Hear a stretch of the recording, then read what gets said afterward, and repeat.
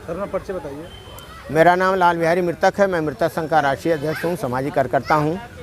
और मेरे सामने एक नई केस आई है। 35 वर्ष से मृतक हैं ये फिरतू राजभर, और इनकी लड़ाई लड़ने के लिए अब मैं तैयार हूँ। इसलिए कि जीवित मृतक धोखाधड़ी प्रकरण में न आज तक विधानसभा, लोकसभा, राज्यसभा में कोई इस तरह की आवाज़ नहीं उठाया, न कोई कानून बनाया है। यही नहीं, न्यायपालिका भी वो भी नहीं जीवित मृतकों पर कोई ध्यान देती है। मैं हाई कोर्ट से सुप्रीम कोर्ट तक लड़ा और हार गया। तो कहने का मतलब इतना बड़ा भ्रष्टाचार हो रहा, जिंदा आदमी को मृतक घोषित करके उनकी ज़मीनें जायदाद हड़प लिया जाता है, धोखाधड़ी करके ज़मीन हड़प लिया जाता है और न्यायिक प्रक्रिया में डाल दिया जाता है। न्यायिक प्रक्रिया की व्यवस्था आज ऐसी हो गई है कि इस न्याय व्यवस्था में भी, जैसे कार्यपालिका, न्यायपालिका व्यवस्थापिका में भी जातवाद, बिरादरीवाद, धर्मवाद, परिवारवाद हावी है और इस तरह से अन्याय हो रहा। कहीं न्याय नहीं मिलने वाला है।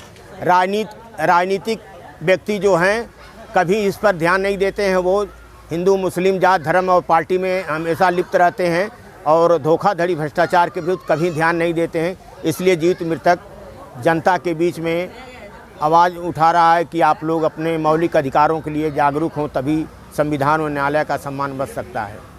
इस तरह कितने लोगों का इस तरह? देखिए, अगर मेरा मानना है कि अगर भारत सरकार और राज्य सरकारें जांच करा दें तो लाखों प्रकरण आ जाएगा धोखाधड़ी और जीवित मृतक।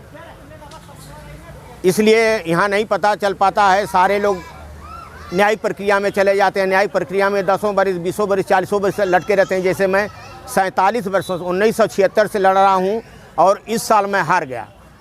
हाई कोर्ट से भी हार गया, सुप्रीम कोर्ट से भी हार गया। तो न्यायिक व्यवस्था से भी क्या मतलब होने वाला? कुछ नहीं होने वाला। वहाँ भी कोई न्याय मिलने वाला नहीं है।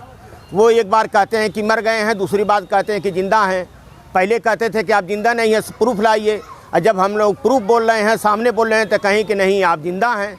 जब उनको मुआवजा देने की बात आई है तो कह रहे हैं कि नहीं आप जिंदा हैं, मृतक नहीं हैं। तो इस तरह से जो न्यायपालिका भी भ्रष्टाचार में लिप्त है और कार्यपालिका है, न्यायपालिका है, सारे लोग इसमें लिप्त हैं और जात, बिरादरी, परिवारवाद भरा है और वहाँ न्याय भी नहीं मिल रहा है। इसलिए जनता को अपने मौलिक अधिकारों के लिए, सामाजिक न्याय, मानव अधिकारों की रक्षा के लिए जागरूक होने की आवश्यकता है और मृतक संघ इसकी लड़ाई लड़ रहा है और लड़ता रहेगा।